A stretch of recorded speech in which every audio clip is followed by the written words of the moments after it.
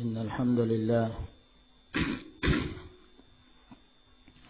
نحمده ونستعينه ونستغفره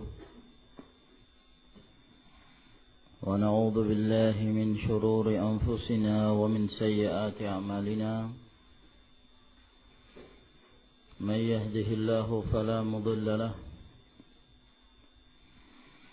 ومن يضلل فلا هادي له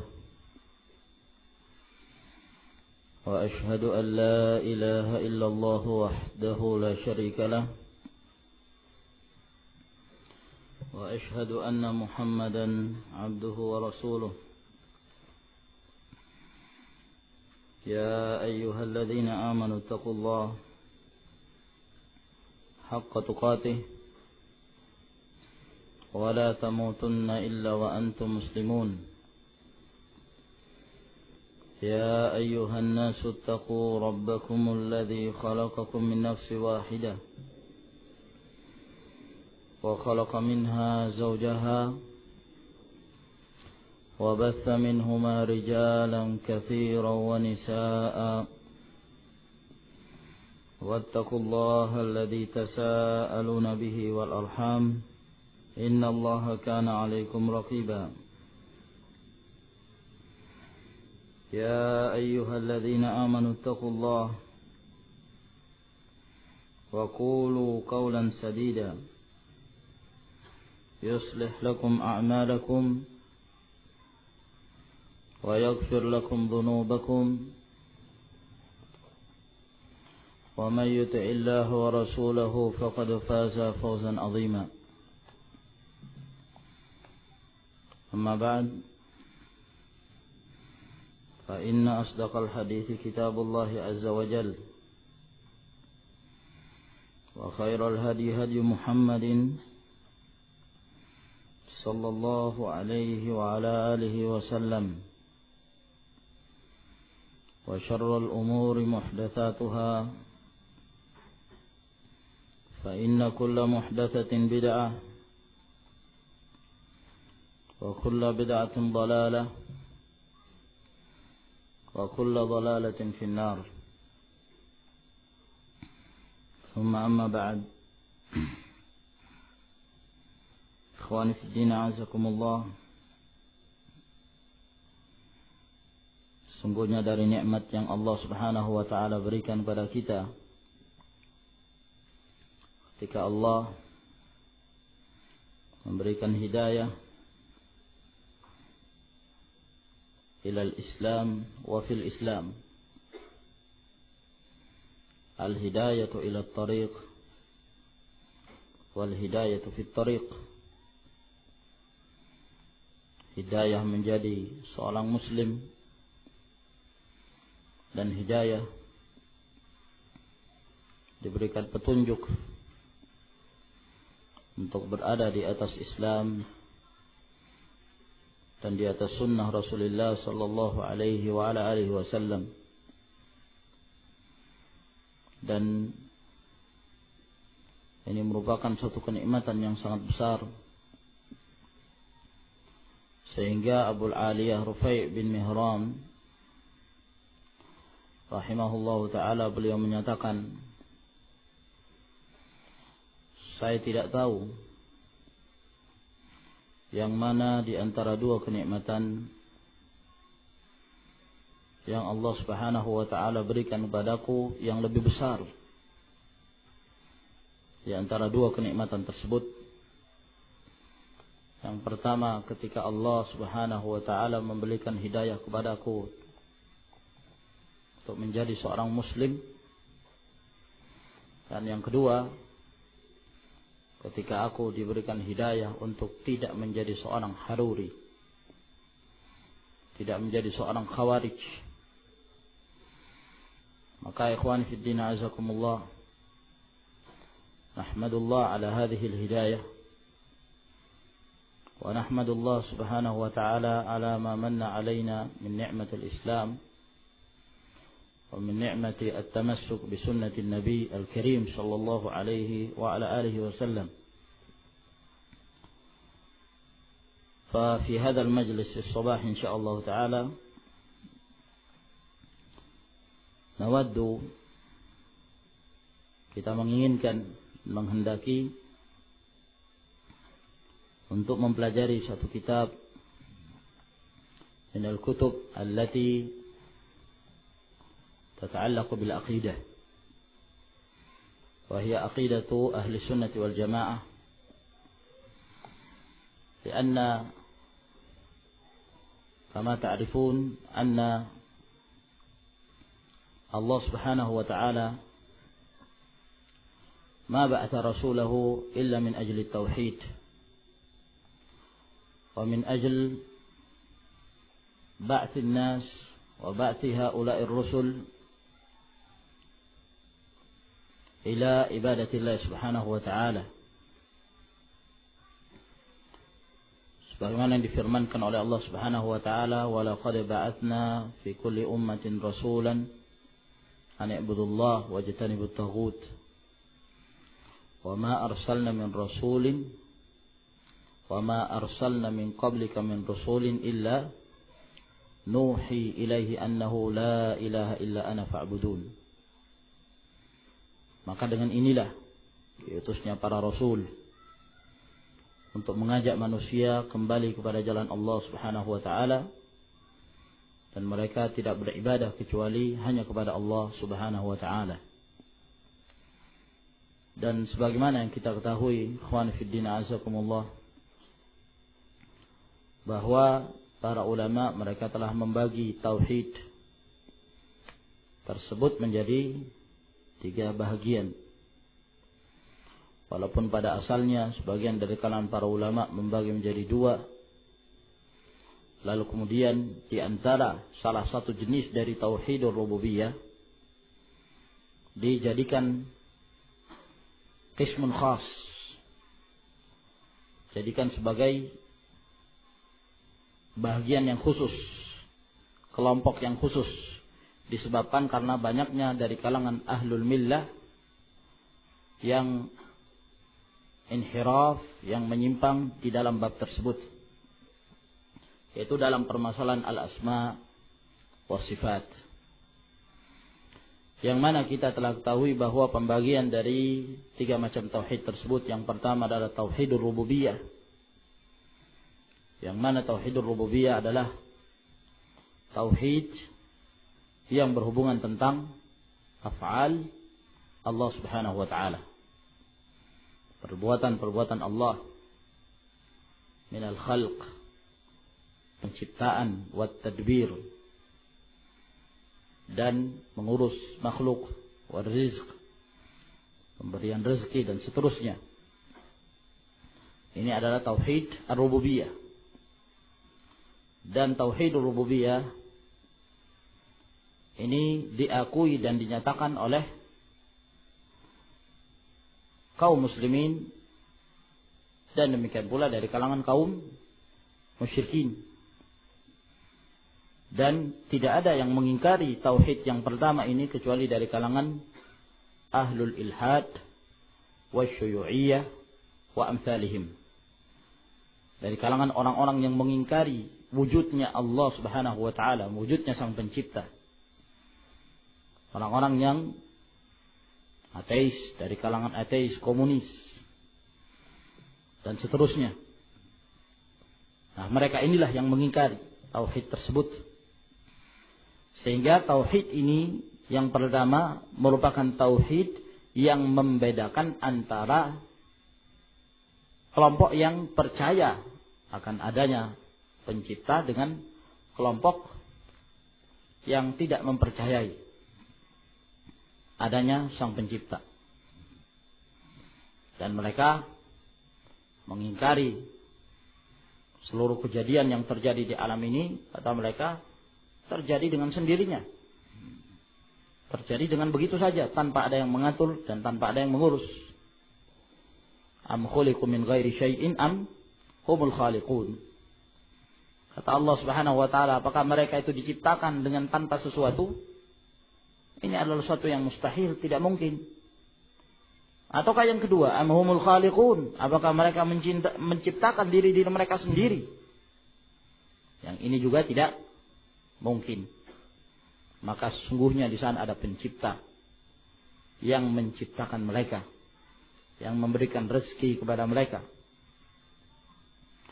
Ini tauhid yang pertama. Tauhid yang kedua adalah tauhid al-uluhiyah. Yang mana tauhid al-uluhiyah ini adalah tauhid yang berhubungan dengan af'al al-ibad, perbuatan hamba, yang mana tidak boleh bagi seorang hamba untuk menyembah hanya kepada Allah kecuali hanya kepada Allah Subhanahu wa taala. Memurnikan tauhid, al-ikhlas, dan seluruh jenis ibadah hanya diperuntukkan untuk Allahu Rabbul Alamin. Ini yang dimaksud dengan tauhid al-uluhiyah. Dan dengan tauhid inilah yang membedakan antara kaum muslimin dengan al-musyrikin. Antara kaum muslimin dengan al-kuffar yang mereka masih mengakui adanya ilah, adanya sang pencipta. Dari kalangan ubadul watan, para penyembah-penyembah patung, ubadul kubur, para penyembah-penyembah kuburan, ubad al-malaikati wal jin, para penyembah malaikat dan jin, dan kelompok-kelompok yang lain yang menyembah kepada selain Allah Subhanahu wa taala. Mereka mengakui adanya sang pencipta, akan tetapi mereka tidak beribadah hanya kepada Allah Subhanahu wa taala. Mereka menyekutukan dalam beribadah kepada Allah Azza wa Jalla. Dan bagian yang ketiga yang disebut dengan aqidah atau tauhid al-asma was sifat, yaitu kita meyakini setiap nama yang datang dari Allah Subhanahu wa taala, dari Al-Qur'anul Karim dan dari sunnah-sunnah Nabi sallallahu alaihi wasallam yang sahih. Dan kita pula beriman dengan seluruh sifat-sifat Allah Azza wa Jalla yang disebutkan oleh Allah Azza wa Jalla di dalam Al-Qur'an ataukah di dalam sunnah-sunnah Nabi sallallahu alaihi wa ala alihi wasallam, dengan tanpa kita mentakif ataukah menta'til ataukah mentamtsil ataukah mentashbih dengan berbagai macam model-model penyimpangan. Dan nanti insyaallah taala akan kita sebutkan makna dari masing-masing istilah tersebut. Maka ikhwani fiddin azakumullah, ketiga jenis tauhid inilah yang telah disebutkan di dalam Al-Quranul Karim dan yang telah menjadi kesepakatan di kalangan para ulama, seperti yang disebutkan oleh Muhammad Al-Amin Asy-Shinqiti rahimahullah ta'ala. Beliau menyatakan bahwa dalla istiqra' Al-Quranul Azim ala anna at-tauhida la yanqasimu illa ila thalathati aqsam. Bahwa penelitian dari Al-Quranul Karim telah menunjukkan bahwa tauhid tersebut tidaklah terbagi kecuali kepada tiga bahagian, yaitu tauhid ar-rububiyah, tauhid al-uluhiyah, dan tauhid al-asma wa sifat. Jadi dalilnya adalah istiqra', penelitian dari nas-nas yang terdapat di dalam syariat. Tidak didapatkan ada tauhid jenis yang lain kecuali kembalinya kepada tiga tauhid ini. Dan juga ini disebutkan oleh Syekh Al-Allamah Abdurrahman bin Nasir As-Sa'di rahimahullah ta'ala di dalam salah satu kitabnya, ketika beliau menjelaskan tentang firman Allah Subhanahu wa ta'ala, Rabbus samawati wal ard wa ma bainahuma fa'budhu wastabir li'ibadatihi hal ta'lamu lahu samia. Kalau tidak salah dalam surah Maryam, Allah Subhanahu wa ta'ala mengatakan Rabbus samawati wal ard, Rabb yang memiliki langit dan yang memiliki bumi, dan apa-apa yang terdapat di antara keduanya. Kata Syekh Abdurrahman As-Sa'di rahimahullah, lafaz yang pertama ini menetapkan tentang tauhid ar-rububiyah.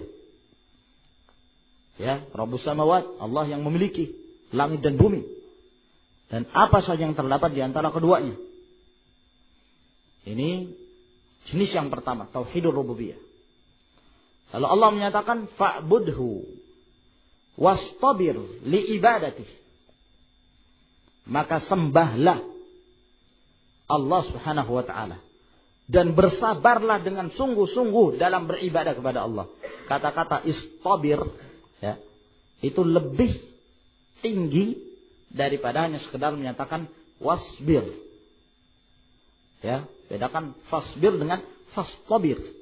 Kalau fastabir kesabaran yang tinggi, ya, maka sembahlah Allah Subhanahu wa ta'ala dan bersabarlah dengan kesabaran yang tinggi liibadati, dalam beribadah kepada Allah.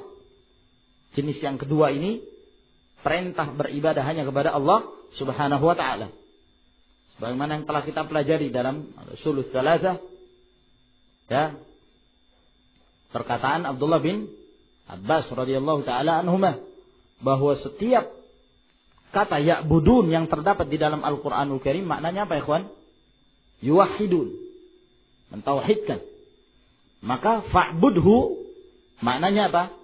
Fawahhidhu, tauhidkanlah Allah Subhanahu wa ta'ala dalam beribadah dan menyembah hanya kepadanya. Ini yang kedua. Yang ketiga, hal ta'lamu lahu samia, apakah kalian mengetahui ada yang menyamai Allah Subhanahu wa ta'ala? Apakah kalian mengetahui ada yang menandingi Allah Subhanahu wa ta'ala? Maka pada ayat yang ketiga ini, penggalan yang ketiga dari ayat ini menjelaskan tentang tauhid al-asma' was sifat, bahwa Allah Subhanahu wa ta'ala tidak ada yang menyerupai sesuatu apapun, ya, bagaimanapun kedudukannya. Laisa kamitslihi syai'un wa huwa as-sami'u al-basir. Maka dari ayat ini, ikhwani fiddin azakumullah, menjelaskan di dalam satu ayat ini tiga macam tauhid. Tauhidur rububiyah, tauhidu al-uluhiyah, dan tauhid al-asma' wa as-sifat. Oleh karena itu, ini adalah merupakan pembagian yang masyhur di kalangan para ulama biduni nakir, tanpa ada pengingkaran dari mereka. Tidaklah orang-orang mengingkari tentang tiga pembagian ini, melainkan dalam hati mereka terdapat penyakit. Ya, dalam hati mereka terdapat kerancuan dalam berfikir, syubhat. Ka ikhwani fiddin azakumullah, pembagian ini masyhur baik di kalangan mutaakhirin maupun di zaman al-mutaqaddimin. Naam. Dan dinukilkan dari sebagian perkataan al-mutaqaddimin seperti Al-Akbari dan Muhammad ibnu Mandah rahimahumallahu ta'ala. Ada sebagian dari kalangan orang-orang yang mereka tidak diberikan hidayah oleh Allah Subhanahu wa ta'ala dalam bab ini, yang mereka berusaha untuk menambah dengan berbagai macam tambahan-tambahan, ya, yang sesungguhnya dengan penambahan mereka justru memperlihatkan akidah dan bagaimana manhaj mereka di dalam permasalahan akidah. Di antara mereka ada yang menambah bahwa tiga macam tauhid ini tidak cukup. Akan tetapi di sana ada tauhid yang keempat yang disebut dengan tauhid al-hakimiyah. Tauhidul hakimiyah kata mereka.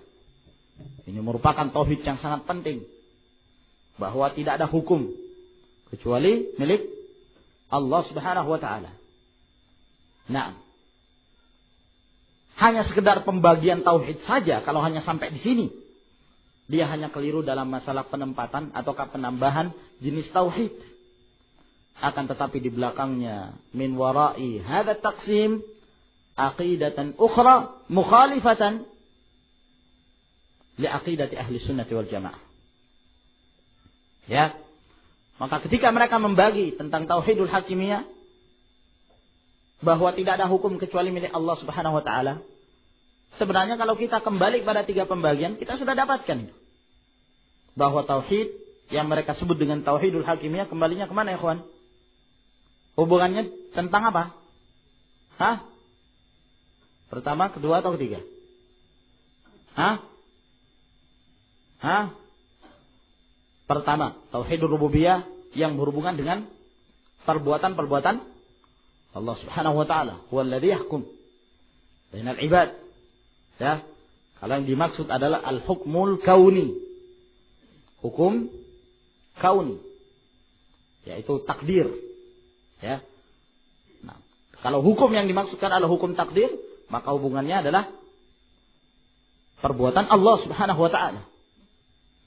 Ya, Allah yang memberikan hukum di antara mereka.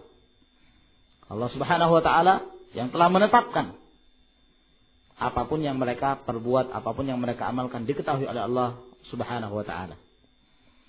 Dan terkadang juga bisa masuk dalam pembahasan tauhid al-uluhiyah. Ya. Dalam tauhidul uluhiyah yang berhubungan dengan syariat. Berhubungan dengan perbuatan hamba di dalam beribadah kepada Allah Subhanahu wa ta'ala. Termasuk di antara ibadah adalah berhukum dengan hukum Allah Subhanahu wa ta'ala.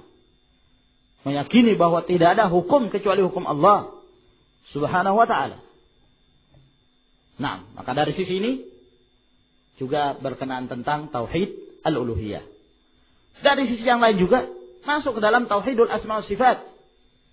Bahwa di antara sifat Allah Subhanahu wa taala anallaha yahkum. Bahwa Allah Subhanahu wa taala sifatnya adalah memberi hukum, menetapkan suatu hukum. Maka penambahan jenis yang keempat ini adalah penambahan yang tidak perlu. Apalagi kalau di belakang mereka ada akidah yang merusak. Ya. Yang menyelisihi dan menentang akidah ahli sunnati wal jamaah. Apa yang mereka inginkan dari pembagian ini? Mereka menginginkan adanya satu fitnah yang muncul di kalangan umat yang masyhur dengan penyebutan fitnatut takfir. Fitnah mengkafirkan umat, mengkafirkan muslimin, ya, dengan sebab penambahan ini.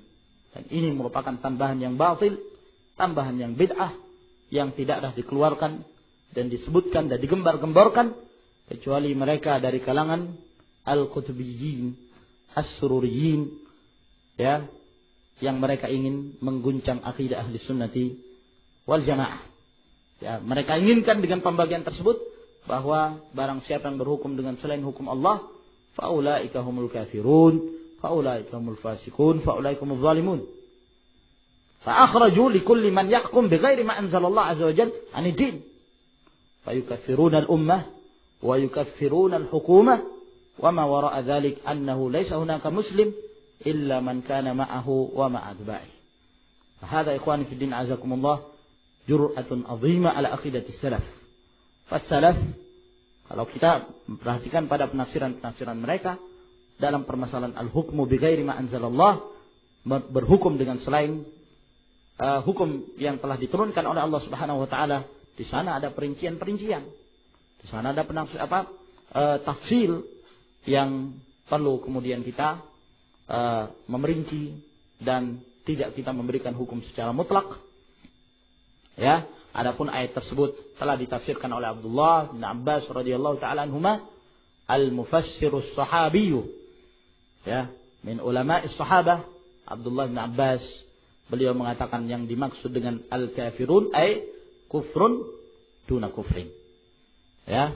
Dan di sana ada penjelasan dari kalangan para ulama, di antaranya kitab Syekh Muhammad Ibn Ibrahim Al-Syekh.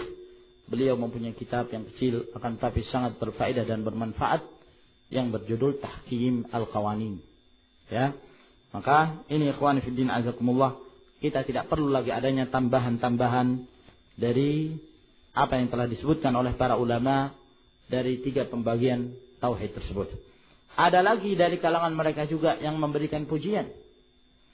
Dari orang-orang yang terkena syubhat dan terkena fitnah. yang memberikan pujian kepada pembagian tauhid yang disebutkan oleh Sayyid Qutb. Ya, bahwa Sayyid Qutb membagi tauhid itu menjadi 7 bagian. Mungkin pernah kita bahas ya kawan. Pada pertemuan-pertemuan yang lalu telah kita sebutkan perkataan Sayyid Qutb ketika dia membagi tauhid menjadi 7 bagian. Yang anehnya di antara 7 pembagian itu sama sekali tidak disebutkan tauhid al-asma was sifat. Dan apa yang sebenarnya tidak perlu untuk disebutkan, justru dia pun menyebutkan dan memasukkan ke dalam satu pembagian tauhid.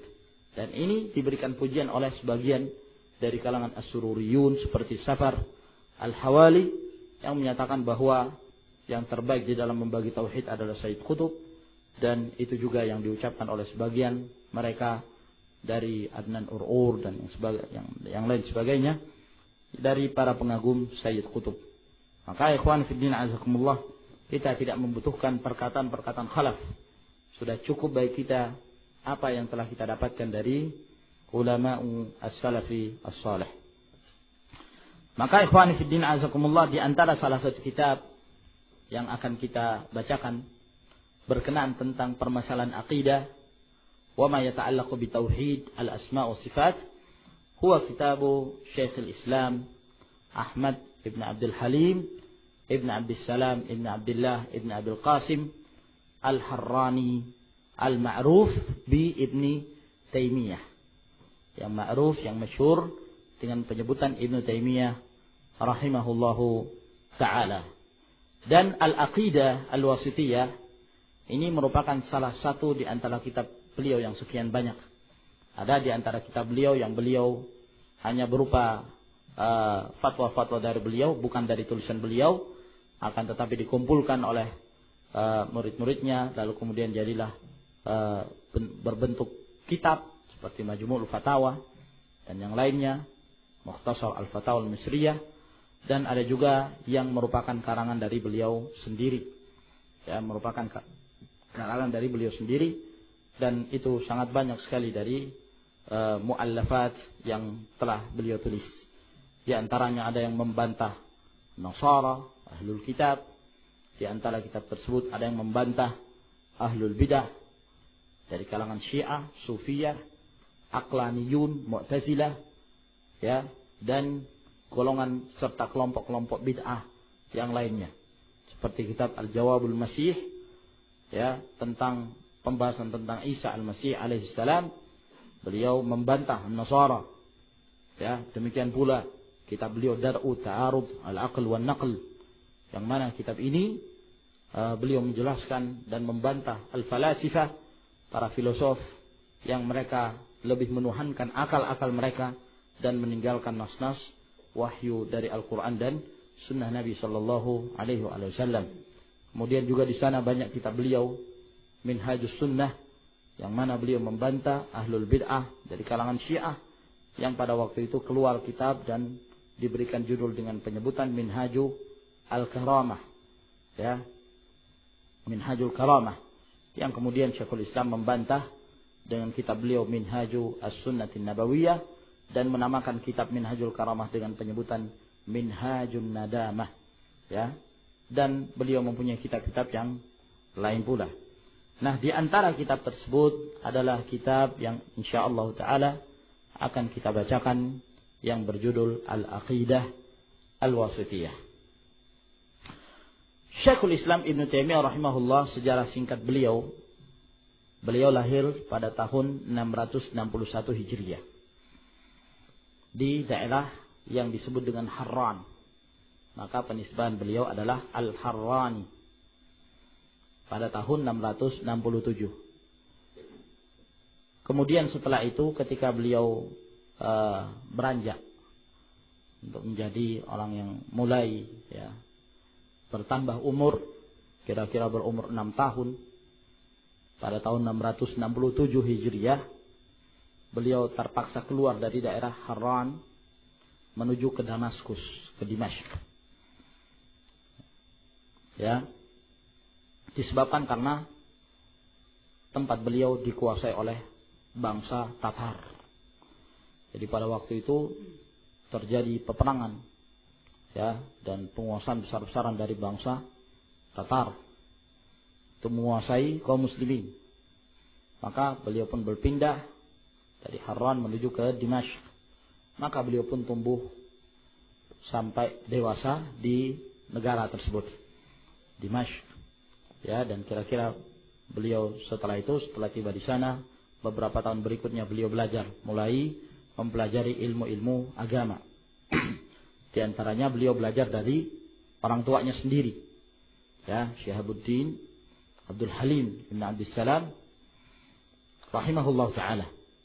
Dan beliau juga banyak belajar dan berkeliling kepada para masyayikh yang hidup pada zamannya, ya, yang beliau berkeliling di antara satu syekh pindah ke syekh yang lainnya untuk mempelajari berbagai macam bidang ilmu agama, apakah itu hadis atau fiqh, usul, mustalah dan seterusnya dari berbagai cabang ilmu. Dan selama beliau belajar itu terkenal, beliau termasuk di antara bahkan beliau yang paling pandai dibandingkan dengan teman-teman yang lainnya.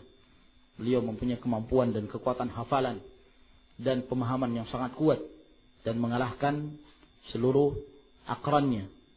Sehingga pernah pada saat beliau masih berusia belasan tahun, ada salah seorang dari masyayikh dari Halb itu sempat datang ke tempat beliau dan ingin memberikan ujian kepada Syekhul Islam, kepada Ibnu Taimiyah rahimahullahu ta'ala. Maka pada waktu itu dia pun mengimlakkan padanya kurang lebih 13 hadis. Diimlakkan, ya, diimlak, kemudian Syekhul Islam Ibnu Taimiyah rahimahullah menulis.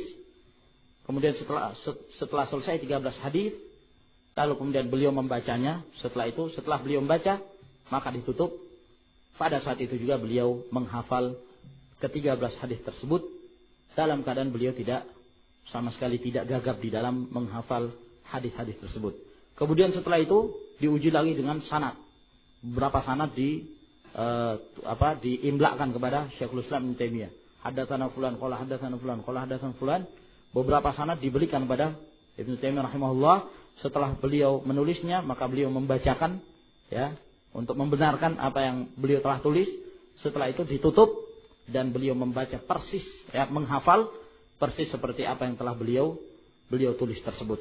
Sehingga ini menyebabkan syekh ini terkagum-kagum dengan apa yang dimiliki oleh Ibnu Taimiyah rahimahullah taala, dan beliau menyatakan in asya la yakunanna lahu sya'nun 'azim. Kalau orang ini hidup lebih lama, maka dia akan mempunyai atau akan mendapatkan kedudukan yang agung, akan mendapatkan kedudukan yang besar. Lalu kemudian setelah itu di umur 19 tahun, maka mulailah beliau, karena keilmuan yang beliau miliki, mulailah melakukan munaqasyah terhadap sebagian para masyayikh, masuk dalam ilmu munadharah, diskusi, ya, sama sebagian dari kalangan para masyayikh. Dan di umur 21 tahun ketika ayahnya meninggal rahimahullah taala, maka beliau diberikan tugas untuk menggantikan ayahnya mengajar, ya, mazhab Al-Hambali. Mengajar mazhab Al-Hambali, lalu kemudian beliau pun mengajar. Oleh karena itu nampak sekali dari sebagian karangan-karangan beliau menunjukkan bahwa asal didikan beliau itu di atas mazhab Al-Hambali. Seperti salah satu kitab yang beliau karang, yaitu kitab Syarhul Umdah, bukan Umdatul Ahkam, ya, tapi Syarhu Al-Umdah. Yang Al-Umdah ini merupakan salah satu kitab yang bermadhab Al-Imam Ahmad bin Hanbal, lalu disyarah oleh Syekhul Islam Ibnu Taimiyah rahimahullahu taala. Dan juga pendapat-pendapat beliau itu banyak dimasukkan di dalam madhab-madhab Al-Hambali. Seperti Ibnu Muflih itu banyak sekali menukil perkataan-perkataan dan pendapat Syekhul Islam di dalam kitab beliau Al-Furu'. Kemudian setelah itu dalam kehidupannya beliau banyak sekali mendapatkan berbagai macam tantangan dan rintangan. Ya, penjara disebabkan karena beliau membela aqidah ahli sunnati wal jamaah. Kitab-kitab yang beliau keluarkan itu menyebabkan ahlul bid'ah dajju, menyebabkan ahlul bid'ah itu marah terhadap Syekhul Islam Ibnu Taimiyah rahimahullah ta'ala. Dan perlu diketahui, keadaan pemerintah yang ada di sekitar beliau pada waktu itu pun adalah pemerintah yang jahil terhadap ilmu Islam. Sehingga mereka banyak dikuasai oleh ahlul bid'ah. Dari kalangan Sufiyah, ya, Ar-Rifaiyah, Tariqah Ar-Rifaiyah dan yang lain sebagainya.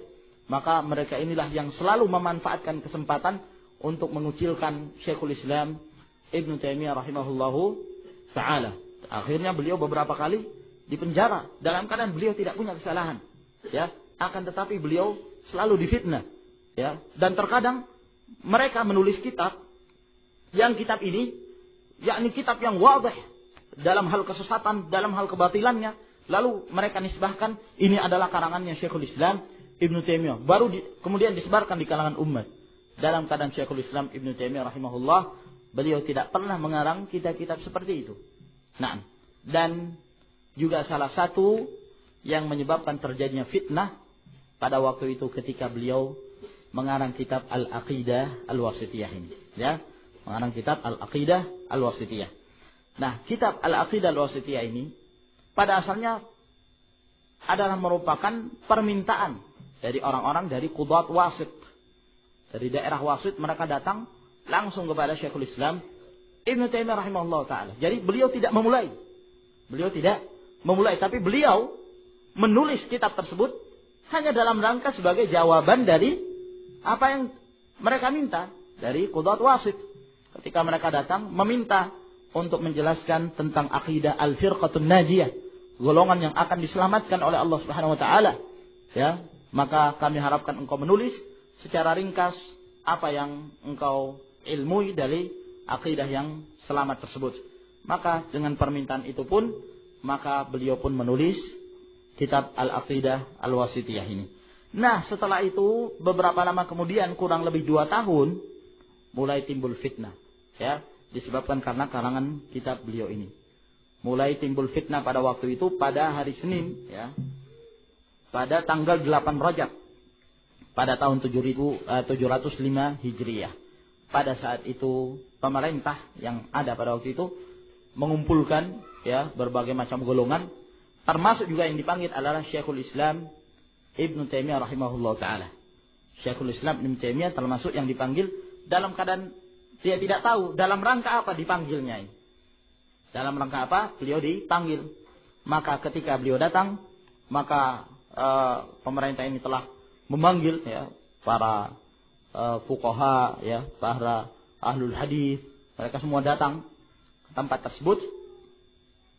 Lalu kemudian berkatalah naib ini, dia mengatakan, hadzal majlisu uqida laka li tus'al an aqidatik, bahwa akidah ini, majelis ini dibuat untuk kamu dan kamu akan ditanya tentang akidah yang kamu miliki. Maka di saat itulah Syekhul Islam Ibnu Taimiyah rahimahullah mengucapkan suatu perkataan yang manis sekali. Beliau mengatakan, ya, setelah beliau ditanya tentang itu, maka beliau pun menyatakan, ammal i'tiqadu, adapun dalam permasalahan akidah, fala yu'khadhu anni wala amman huwa akbaru minni. Adapun dalam permasalahan akidah tidak diambil dariku dan tidak pula diambil dari orang-orang yang lebih tua dariku. Bal yu'khadhu anillahi wa rasulih. Akan tetapi dalam permasalahan akidah itu diambil dari Allah dan Rasulnya. Diambil dari Allah Subhanahu wa ta'ala dan Rasulnya. Wa ma ajma'a alaihi salaful ummah, dan apa yang telah menjadi kesepakatan para pendahulu umat ini. Fama kana fil Qur'ani wajib i'tiqadu, maka apa yang terdapat di dalam Al-Qur'an maka wajib kita meyakininya. Wa kadzalika ma thabata fil ahaditsis shahihah, demikian pula apa yang sahih dari hadis-hadis yang sahih, misal sahihil Bukhari wa Muslim, seperti hadis-hadis yang sahih yang terdapat dalam Sahihul Bukhari dan Muslim. Wa ammal kutub, adapun kitab-kitab yang kukarang, kata beliau, fama katabtu ila ahadin kitaban ibtidaan, saya tidak pernah menulis kitab pada awal mulanya, ad'uhu bihi ila syai'in min dzalik, yang saya mengajak seorang kepada kitab tersebut. Saya tidak pernah mengawali dalam penulisan kitab. Walakinni katabtu ajwibatan. Akan tetapi aku menulis jawaban ajabtu biha man yas'aluni kitabatal aqidat min ahli diyaril misriyah wa ghairihim. Ya, yang aku menjawab dari pertanyaan-pertanyaan dan permintaan orang yang bertanya kepadaku dari orang-orang yang hidup di Mesir dan selain mereka. Maka ini yang menyebabkan beliau kemudian mengarang beberapa kitab yang berkenaan tentang akidah ahli sunnah wal jamaah. Yang masyhur di antara kitab-kitab beliau adalah kitab Al-Aqidah Al-Wasithiyah yang mendapatkan fitnah setelah itu, juga yang termasuk menyebabkan parahnya ahlul bid'ah ketika beliau mengarang kitab Al-Aqidah Al-Hamawiyah, Fatwa Al-Hamawiyatul Kubra, dan juga di sana ada kitab-kitab yang lain seperti kitab At-Tadmuriyah dan yang lainnya. Maka ini ikhwani fiddin azakumullah. Kemudian setelah itu beliau dalam kehidupannya mendapatkan berbagai macam fitnah, berbagai macam cobaan dan ujian yang Allah Subhanahu wa taala berikan pada beliau, masuk penjara, kemudian keluar, kemudian setelah itu masuk ke dalam penjara lagi, kemudian keluar. Dan beliau masuk ke dalam penjara bukan disebabkan karena penyimpangan yang beliau miliki, akan tetapi disebabkan karena fitnah dari ahlul bid'ah, dan disebabkan karena beliau teguh dalam mempertahankan sunnah Rasulullah sallallahu alaihi wasallam. Oleh karena itu ikhwan fiddin azakumullah, jangan sampai kemudian kita tertipu adanya orang-orang yang mereka ingin memiripkan ya diri mereka dengan Syekhul Islam Ibnu Taimiyah, ya, dengan alasan pernah masuk penjara. Ada sebagian orang menyatakan Salman Al-Auda itu seperti Syekhul Islam Ibnu Taimiyah. Masya Allah, Salman Al-Auda seperti Syekhul Islam Ibnu Taimiyah. Kata Syekh Rabi', mana Salman, mana Syekhul Islam Ibnu Taimiyah? Syekhul Islam Ibnu Taimiyah masuk ke dalam penjara karena mempertahankan sunnah Rasulullah sallallahu alaihi wasallam. Kamu masuk dalam penjara karena fitnah kamu yang kamu sebarkan di kalangan umat. Disebabkan karena kamu punya pemikiran khawarij. Beda. Ya. Antara masuk penjaranya Syekhul Islam dengan yang lain. Ada lagi yang mengangkat-ngangkat yang lainnya pula. Ada juga yang mengangkat diri sendiri. Ya. Ada yang mengangkat diri sendiri. Ya. Menamakan apa ya kawan? Apa? Kisah kehidupan orang-orang di penjara. Iya. Maka ini ikhwan fillah azakumullah adalah merupakan penisbahan ataukah berusaha memiripkan ya dalam keadaan kita melihat perbedaan di antara keduanya, baunun syasi' syattan baina musyarrikin wa mugharribi. Tidaklah sama antara Syekhul Islam Ibnu Taimiyah dengan ahlul dhalal, ahlul inhiraf, al-munharifuna 'anid da'wati salafiyah. Maka ikhwan fillah azakumullah, kemudian setelah itu pada akhirnya beliau pun meninggal di dalam penjara di Qal'ah pada tahun 728 Hijriah. Nah, di saat beliau meninggal, subhanallah, itu kota Mesir ya, toko-toko pada tutup semua. Mereka beramai-ramai datang ke Al-Jami'ul Umawi, ke tempat di mana meninggalnya Syekhul Islam Ibnu Taimiyah rahimahullah taala pada waktu itu, dan mereka memberikan pujian tarahum, memberikan berbagai macam pujian-pujian kepada Syekhul Islam Ibnu Taimiyah rahimahullahu taala, bahkan seorang pahlawan terhadap seluruh negeri itu. Ya, ketika mereka mendengarkan semuanya dalam keadaan berjubel-jubel, orang-orang datang ke tempat tersebut dalam rangka untuk mensolati jenazah Syekhul Islam Ibnu Taimiyah rahimahullah, sampai karena saking padatnya itu tidak diketahui sudah orang, yakni subhanallah sangat padat sekali. Nah, ini ikhwani fiddin azakumullah merupakan salah satu tanda yang membedakan antara ahlus sunnah dengan ahlul bid'ah. Ya, al-farqu bainana, atau yang akan menyaksikan ya kita adalah pada hari meninggalnya kita. Meninggal di saat jenazah kita disolatkan oleh kaum muslimin sebagaimana yang disebutkan oleh Al-Imam Ahmad rahimahullahu taala. Di saat Syekhul Islam meninggal, maka jenazah beliau pun diagungkan dan dimuliakan oleh kaum muslimin. Mereka senantiasa yatarhamun alaih wa yuthnuna ala ma kana alaihi Syekhul Islam Ibnu Taimiyah rahimahullahu taala. Maka ini ikhwani fiddin azakumullah ringkasan dari biografi dan sejarah yang disebutkan oleh sebagian dari kalangan para ulama seperti Imam Az-Zahabi dan yang lainnya, mereka menukilkan sejarah Syekhul Islam Ibnu Taimiyah rahimahullahu taala. Baik. Dan insyaallah taala kita baca kitab Al-Aqidah Al-Wasithiyah ini. Di sana banyak syarah. Ada syarah yang panjang lebar, yang itu membutuhkan waktu yang lama, dan ada juga syarah yang sangat ringkas, yang tentunya membutuhkan waktu cepat dan sangat mudah sekali. Akan tetapi kita memilih syarah yang pertengahan, yang juga tidak terlalu besar, tidak terlalu terperinci, ya, akan tetapi menjelaskan apa-apa yang penting untuk dijelaskan. Nah, dan syarah itu adalah syarah yang ditulis oleh salah seorang syekh yang pada asalnya beliau seorang yang bermadhab Asy'ari dan belajar di Universitas Al-Jami'ul Azhar, yang kemudian ketika beliau hendak mencapai gelar doktorah, maka guru-gurunya mengatakan, kamu untuk mencapai gelar doktorah, kamu hendaknya menulis, ya, apa istilahnya itu ya kawan, kalau seorang mau